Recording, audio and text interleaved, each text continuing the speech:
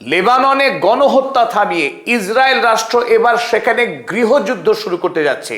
কারণ আমেরিকার বিদেশ সচিব মার্কো রুবিওর সাহায্যে ইতিমধ্যেই ইসরায়েল রাষ্ট্র এবং লেবাননের রাষ্ট্রপতি ও প্রধানমন্ত্রীকে এক জায়গায় বসিয়ে 26শে জুন একটি চুক্তি করেছিল আমেরিকা। আর এই চুক্তির মধ্য দিয়েই ইসরায়েল স্পষ্ট ছক কষেছিল যাতে লেবাননের মাটিতে ভয়ঙ্কর একটা রক্তক্ষয়ী গৃহযুদ্ধ শুরু হয়, যে গৃহযুদ্ধে লেবাননের নানান ধর্মাবলম্বীর মানুষ অর্থাৎ ম্যারোনাইন খ্রিস্টান, সুন্নি মুসলিম, শিয়া মুসলিম তারা নিজেদের মধ্যে খুনোখুনিতে লিপ্ত হয়। খুব স্পষ্ট করে বললে লেবাননের যে সরকারি সৈন্যবাহিনী রয়েছে, লেবানিজ আর্ম ফোর্সেস, এবং ইরানের মদতপুষ্ট, ইরানের সাহায্যে চলা লেবাননের হিজবুল্লাহ সামরিক গোষ্ঠী, এই দুই সামরিক গোষ্ঠীর মধ্যে একটি বীভৎস রক্তক্ষয়ী গৃহযুদ্ধ যাতে তৈরি হয় তার নেপথ্যেই কাজ করে চলেছে ইসরায়েল। এবং সেই গৃহযুদ্ধ, লেবাননের গৃহযুদ্ধ কিন্তু বেশি দূরে নেই। ইতিমধ্যেই সারা পৃথিবীর সকল মিডিয়া সরগরম ইসরায়েলের এই জঘন্য ভয়ঙ্কর ষড়যন্ত্র নিয়ে। কারণ লেবাননে যখন ইসরায়েল আকাশ থেকে বোমা বর্ষণ করে সাউথ লেবাননের বিস্তীর্ণ অংশ দখল করছিল এবং হাজারে হাজারে নিরীহ লেবানিজ মানুষকে খুন করছিল, ইসরায়েলের এই বিধ্বংসী গণহত্যার কারণে ইউরোপ এবং আমেরিকার একাধিক রাষ্ট্রে মারাত্মক প্রতিবাদ হতে শুরু করে এবং সেই সমস্ত দেশগুলির সরকারকে জনগণ চাপ দিতে শুরু করে ইসরায়েলের সাথে কোনো রকম সামরিক কূটনৈতিক সম্পর্ক রাখা যাবে না। গণহত্যাকারী প্রধানমন্ত্রী বেঞ্জামিন নেতানিয়াহু তো বটেই, এমনকি নিরাপত্তা পরিষদের যে মিনিস্টার বেন গেভির, তার বিরুদ্ধেও একাধিক দেশে ট্রাভেল ব্যান লাগু হয়। এই পরিস্থিতিতে ইসরায়েল রাষ্ট্র দুপা পিছিয়ে আসে। তার মানে এই নয় যে তারা গণহত্যা থামাচ্ছে কিংবা প্রতিবেশী রাষ্ট্রগুলো জমি তারা দখল করা থামাচ্ছে, কোনোটি নয়। বরং বর্তমান সময়ে আমেরিকা যুক্তরাষ্ট্রের সরকার দুই ভাগে বিভক্ত হয়ে গেছে। ডোনাল্ড ট্রাম্পের হাতে আমেরিকার সরকারের নিয়ন্ত্রণ আস্তে আস্তে কম হয়ে আসছে। একদিকে জেডি ভ্যান্স, অন্যদিকে বিদেশ সচিব মার্কো রুবিও। এই মার্কো রুবিও এই মুহূর্তে ইসরায়েলকে হাতে করে মধ্যপ্রাচ্যের নতুন এক ভয়ঙ্কর খেলায় মেতে উঠেছে। ইসরায়েল রাষ্ট্রের গণহত্যা যাতে আগামী দিনে আরো শক্তিশালী হয়, মধ্যপ্রাচ্যে আরো যাতে বেশি করে মানুষ খুন করতে পারে ইসরায়েল, তার জন্য সমস্ত রকম সহযোগিতা করছে এখন মার্কো রুবিও, এই পিশাচ ভয়ঙ্কর মার্কিন বিদেশ সচিব। এই বিদেশ সচিবের নেতৃত্বেই ইসরায়েল এবং লেবাননের পুতুল রাষ্ট্রপতি জোসেফ আউন এবং লেবাননের প্রধানমন্ত্রী নওয়াফ সালাম তাদেরকে একদিকে বসিয়ে অন্যদিকে ইসরায়েলের প্রতিনিধিদের বসিয়ে এমন একটি ডিল স্বাক্ষর করা হয়েছে 26শে জুন, যে ডিলের মধ্যে স্পষ্ট নকশা আঁকা রয়েছে যে আগামী দিনে খুব অল্প সময়ের মধ্যেই লেবাননে একটা বিধ্বংসী রক্তক্ষয়ী গৃহযুদ্ধ শুরু হবে লেবানিজ আর্ম ফোর্সেস এবং হিজবুল্লাহর মধ্যে। ঠিক যেভাবে আমেরিকা 1983 সালে লেবাননের অভ্যন্তরে গৃহযুদ্ধ বাঁধিয়েছিল, যে গৃহযুদ্ধ 1 বছর 2 বছর নয় 18 বছর ধরে চলেছিল, লেবাননের 1.5 লক্ষ মানুষ শহীদ হয়েছিলেন এবং 3 লক্ষ মানুষ চিরতরে পঙ্গু হয়ে যান, 20,000 মানুষ নিখোঁজ হয়ে যান, এমনকি 20 লক্ষ মানুষ ঘর ছাড়া হয়ে যান। এই যে ভয়ঙ্কর মানবিক সংকটের সাক্ষী থেকেছে লেবানন 1983 থেকে 2000 সাল পর্যন্ত, একই ঘটনার পুনরাবৃত্তি হতে যাচ্ছে লেবাননে আবার। আর নেপথ্যে সেই আমেরিকা যুক্তরাষ্ট্র এবং ইসরায়েল। বর্তমান সময়ে মধ্যপ্রাচ্য বারুদের উপরে বসে আছে, আর এই বারুদ নিয়ে খেলা করছে একদিকে ইসরায়েল এবং আমেরিকা, আর মাসুল গুনছে মধ্যপ্রাচ্যের লক্ষ লক্ষ নিরীহ সাধারণ মানুষ। অপরাধ কি? অপরাধ এই যে মধ্যপ্রাচ্যে বিপুল পরিমাণের প্রাকৃতিক সম্পদ রয়েছে এবং এই মধ্যপ্রাচ্য যার হাতে থাকবে সেই বিশ্ব শাসন করবে, বিশ্বের শক্তিশালী নেতা হয়ে উঠবে। আর ইসরায়েল রাষ্ট্রের স্বপ্ন একটাই, এই মধ্যপ্রাচ্যের মুসলিম দেশগুলোকে ধ্বংস করে দিয়ে তার স্বাদের গ্রেটার ইসরায়েল তৈরি করবে। জায়নবাদীদের গ্রেটার ইসরায়েল তৈরির কাজে সাহায্য করছে খ্রিস্টান আমেরিকা। কি অসাধারণ সমীকরণ! আর এই সমীকরণের কারণেই লেবাননের সাধারণ মানুষ ভয়ঙ্করভাবে মাসুল দিচ্ছে এবং তাদেরকে এই গৃহযুদ্ধ শুরু হলে আরো ভয়ঙ্করভাবে মাসুল দিতে হবে, সেই কথাই লিখছে বর্তমান সময়ের পশ্চিমী দুনিয়ার অধিকাংশ খবরের কাগজ।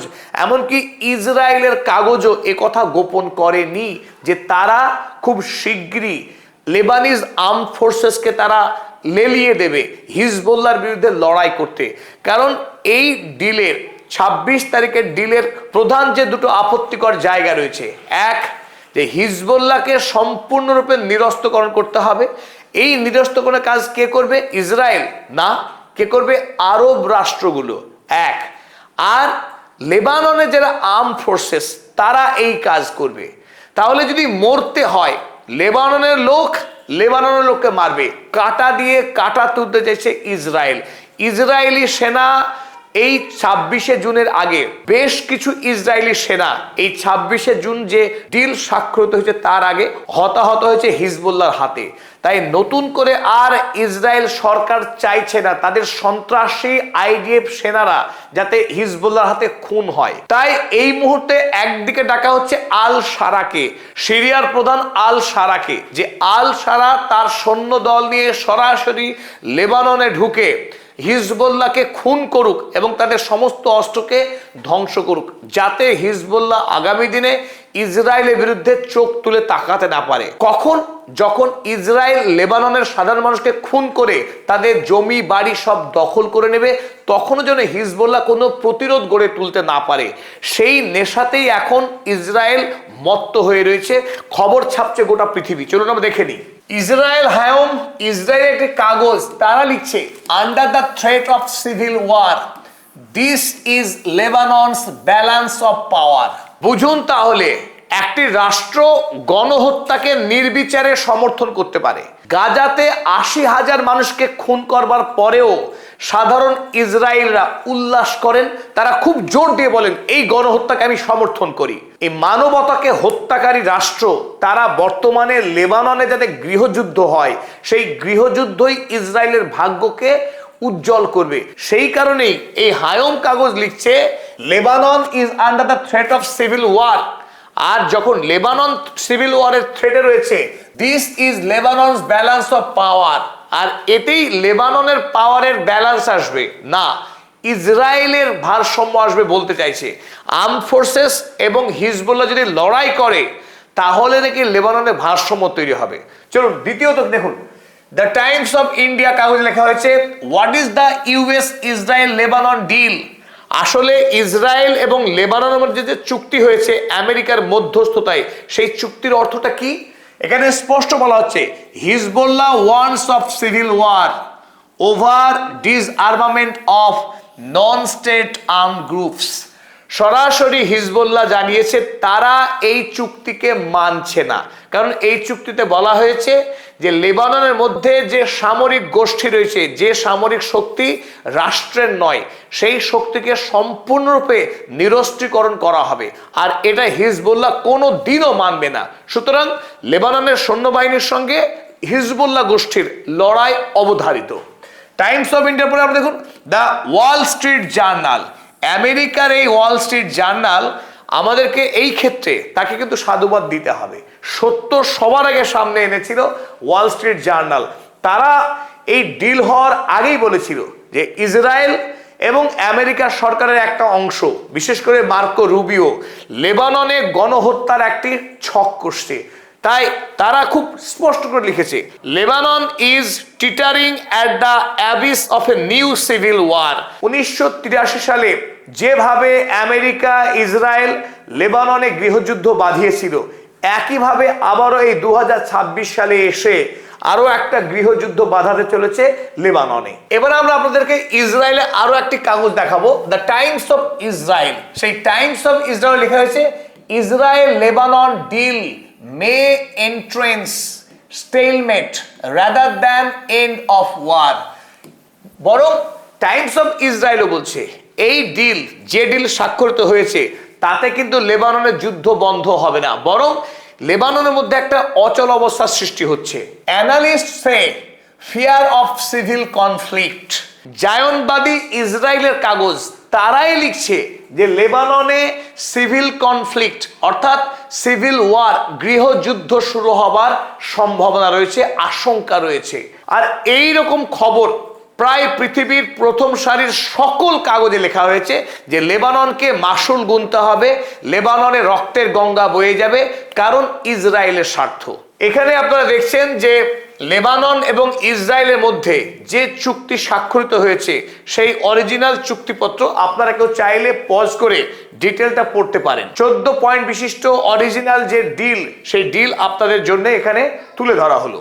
তবে আমরা এই ডিলের মেন কটি পয়েন্ট যেগুলির কারণে লেবাননে গৃহযুদ্ধ শুরু হতে যাচ্ছে সেটা আপনাদের সামনে আমরা তুলে ধরবো খুব সংক্ষেপে। প্রথম 1 নম্বর যে আর্টিকেল রয়েছে এই ডিলে তা হলো যে রিকগনাইজ, অর্থাৎ Lebanon is recognising Israel sovereignty and right to exist. এই প্রথমবারের মতো, এর আগে গৃহযুদ্ধ হলেও লেবানন ইসরায়েলকে কোনোদিনও রাষ্ট্র হিসেবে মানেনি, স্বীকৃতি দেয়নি। এই প্রথম 26শে জুনের যে ডিল, তাতে জোসেফ আউন, ম্যারোনাইট খ্রিস্টান লেবাননের রাষ্ট্রপতি, তিনি এই মার্কো রুবিওর ইন্ধনে প্রথমবারের মতো ইসরায়েল রাষ্ট্রের সার্বভৌমত্বকে স্বীকৃতি দিয়েছে এবং এই রাষ্ট্র বহাল তবিয়তে খুন করতে পারে বকলমের সেই কথাই জানিয়েছে। অপরদিকে লেবানন যে রাষ্ট্র সেটা মেনে নেবে ইসরায়েল, সেটা কি বলার অপেক্ষা রাখে? গোটা পৃথিবীর কাছে লেবানন একটি বহু প্রাচীন রাষ্ট্র। 2 নম্বর, conditional withdrawal of Israeli IDF soldiers from southern Lebanon. দক্ষিণ লেবানন থেকে শর্ত সাপেক্ষে এই সন্ত্রাসী আইডিএফ সেনাদেরকে প্রত্যাহার করা হবে জানানো হয়েছে। প্রত্যাহার করা হবে, কিন্তু সেটা অবশ্যই কন্ডিশনাল। তার মানে যে কোনো অজুহাতে আইডিএফ সেনাদেরকে প্রত্যাহার করবে না ইসরায়েল, বরং আরো নতুন এলাকা দখল করবে, তার সুযোগ কিন্তু করে দেওয়া হলো মার্কিন সরকারের পক্ষে। ইসরায়েল এই সুযোগটা নিয়ে নিল। তার অর্থ খানিকটা বকলমের আমেরিকার সৌজন্যে ইসরায়েল দক্ষিণ লেবাননে অনির্দিষ্টকালের জন্য কবজা করে রাখার, দক্ষিণ লেবাননকে কবজা করার একটা অধিকার পেয়ে গেল এই চুক্তির বলে। 4 নম্বর আর্টিকেল দেখুন, disarmament of Hezbollah by LAF and other Arab partners. কি ভয়ঙ্কর কথা! হেজবুল্লাহকে নিরস্ত্রীকরণ করতে হবে, তাদের অস্ত্র কেড়ে নিতে হবে, তাদের যত মাটির নিচে যে টানেল রয়েছে সেই টানেলগুলোকে ধ্বংস করে দিতে হবে, তাদের কাছে যতগুলো মর্টার, লঞ্চার, এমনকি ড্রোন বা মিসাইল রয়েছে সব কিছুকে কেড়ে নিতে হবে, পারলে ধ্বংসও করতে হবে। কে করবে? তো এবার আর আইডিএফ সেনা এসব কাজ করতে আসবে না, করবে লেবানিজ আর্মড ফোর্সেস। লেবাননের যে সৈন্যবাহিনী রয়েছে সেই সৈন্যবাহিনীকে এই কাজ করতে হবে। আর কাকে করতে হবে? আরব দুনিয়ার একাধিক রাষ্ট্র, যার মধ্যে অন্যতম বারবার নাম আসছে সিরিয়ার শাসক আল সারা। ডোনাল্ড ট্রাম্প নিজেও বলছেন তিনি আল সারাকে পাঠিয়ে দেবেন। এইখানে যদি কোনো আরব রাষ্ট্র লেবাননে ঢুকে হিজবুল্লাহর বিরুদ্ধে লড়াই করে, তাহলে আরো একবার মধ্যপ্রাচ্যে ভয়ঙ্কর যুদ্ধ শুরু হবে, কারণ ইরান কাউকে ছেড়ে কথা বলবে না।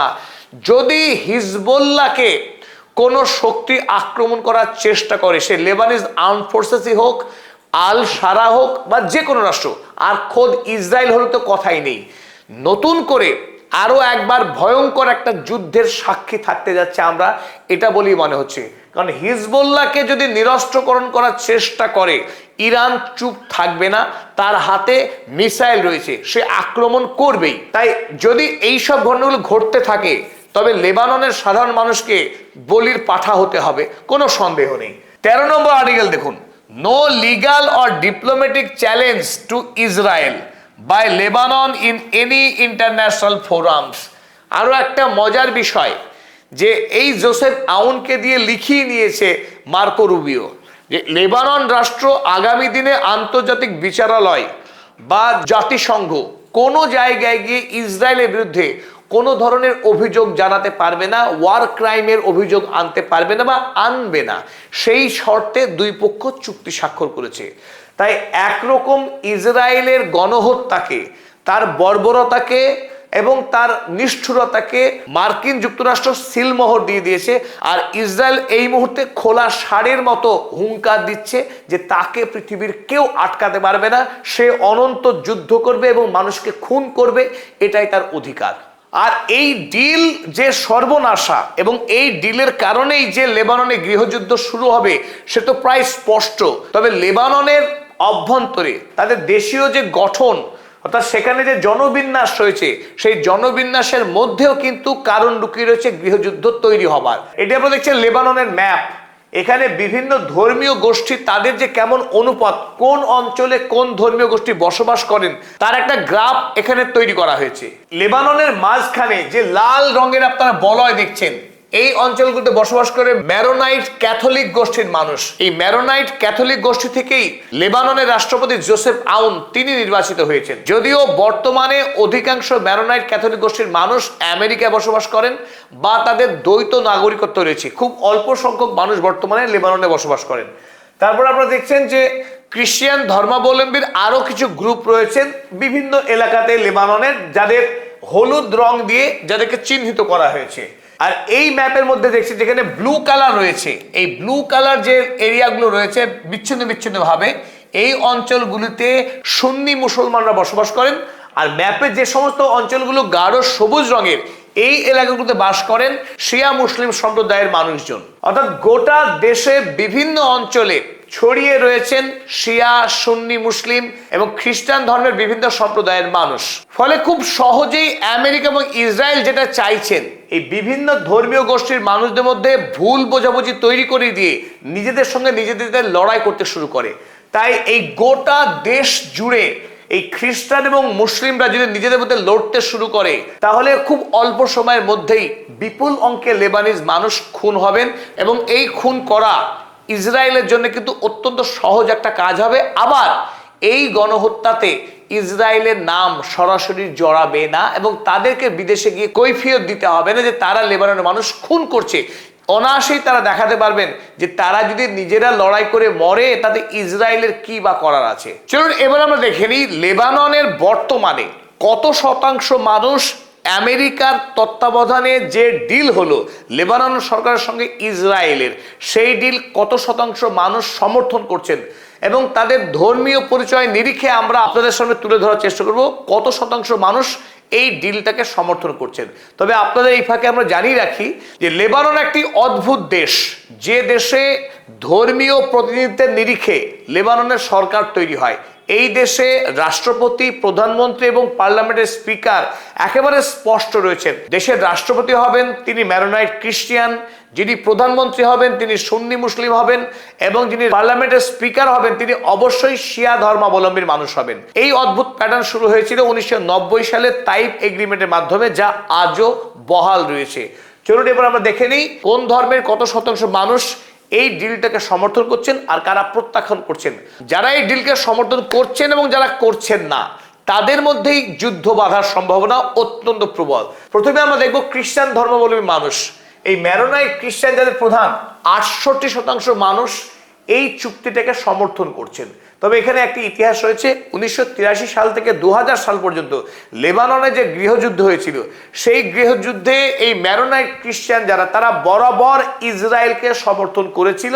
তাই সেটা নতুন কিছু নয়। আবারও দেখছি আমরা এই ম্যারোনাইট খ্রিস্টান তারা ইসরায়েলের হয়ে, আমেরিকার হয়ে তারা কাজ করছে। যদিও তারা লেবাননে বাস করে, কিন্তু মূলত তারা ইসরায়েল এবং আমেরিকার ভৃত্য। তবে খ্রিস্টানদের মধ্যে আবার 32% মানুষ তারা এই ডিলটাকে একেবারেই সমর্থন করছেন না, যাদের মধ্যে অন্যতম হচ্ছে দ্য লেবানিজ ফোর্সেস এবং ফ্রি প্যাট্রিয়টিক মুভমেন্ট, খ্রিস্টানদের মধ্যে তৈরি হওয়া দুটো রাজনৈতিক দল। অপরদিকে এর সমর্থন করছেন নিশ্চিতভাবেই রাষ্ট্রপতি জোসেফ আউন নিজে এবং একটি রাজনৈতিক দল দ্য কাতাইব পার্টি এবং ম্যারোনাইট খ্রিস্টান। তারা সুন্নি মুসলমানদের মধ্যে যারা এই ডিলটাকে সমর্থন করছেন, তাদের মধ্যে অন্যতম দেশের প্রধানমন্ত্রী নওয়াফ সালাম, যিনি ইন্টারন্যাশনাল কোর্ট অফ জাস্টিসের প্রেসিডেন্ট ছিলেন।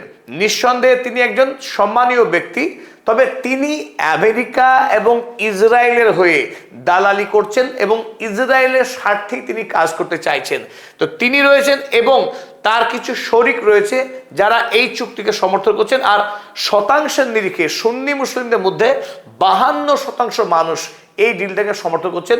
স্বাভাবিকভাবে বড় একটা অংশের মানুষ, 48% মানুষ সুন্নি মুসলিমদের মধ্যে এই ডিলের বিরোধিতা করছেন।